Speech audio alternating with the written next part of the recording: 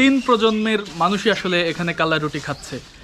যেমন নবীনরা খাচ্ছে তেমনি প্রবীণরা খাচ্ছে, অর্থাৎ একটি পরিবারের যারা থাকেন সবাই আসলে খাচ্ছেন। কোনো আনুষ্ঠানিকতা না, একেবারে উঠানের খোলামেলা একটি জায়গায় এই রুটি উৎসব চলছে এবং একেধারে যে যেভাবে পারছে খাচ্ছে, আর ওদিকে এই পরিবারের নারী সদস্য যারা রয়েছে তারা তৈরি করছে।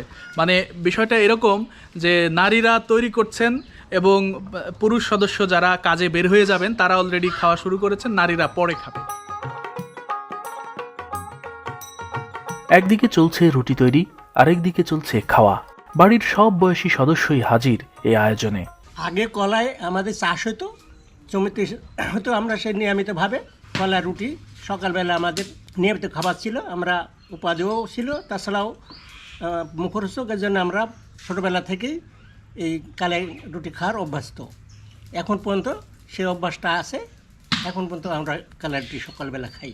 মায়ের আমরা অনেক কয়েকটা ছেলে ছিলাম, আমরা 7 ভাই, আরও 2-3টা বোন ছিল। আমার এই মা একাই লালন পালন করতে খুব কষ্ট হয়েছে। সবাইকে মিলি ওই রান্না বাড়ার শেষে আমার সবাইকে একসঙ্গে বসাই দেওয়া, আমাদের খাওয়া দাওয়া করাইছে। ভাত রুটি সব মিলিতভাবে খাইছি, কিন্তু প্রতিদিন সকালবেলা আমরা এই কালার রুটি, মিশ্রিত এসব ধরনের রুটি দিয়ে আমরা নাস্তা করতাম বেশিরভাগ। শীতের সকালে মিষ্টি রোদে বসে একটি কালাই রুটি, সঙ্গে খানিকটা মরিচ বাটা, আহ আর কি চাই।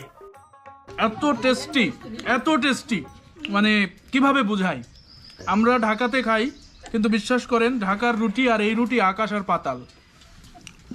মানে ঢাকার আপনি রুটির সাইজটা আপনারা একটু দেখেন, এখানে কতটা মোটা, আর ঢাকাতে বা শহরের যে প্রান্তেই খান একেবারে পাতলা রুটি দেয়, 30 টাকার দাম নেই, তাই না? তো ঢাকার রুটি যদি 30 টাকা হয় আর এই রুটি যদি ঢাকাতে বিক্রি করা হয় মিনিমাম 50 টাকা দাম হবে। মানে পার্থক্যটা আসলে এতটা বেশি। আর টেস্টের কথা কি বলবো, আপনি একটু মরিচটা দেখেন, এই হচ্ছে মরিচ, এর মধ্যে পেঁয়াজ আছে, সরিষার তেল আছে, শুকনা মরিচের সঙ্গে এগুলো মাখালে শীতের সকালে তো এমনিই ভালো লাগবে, তাই না?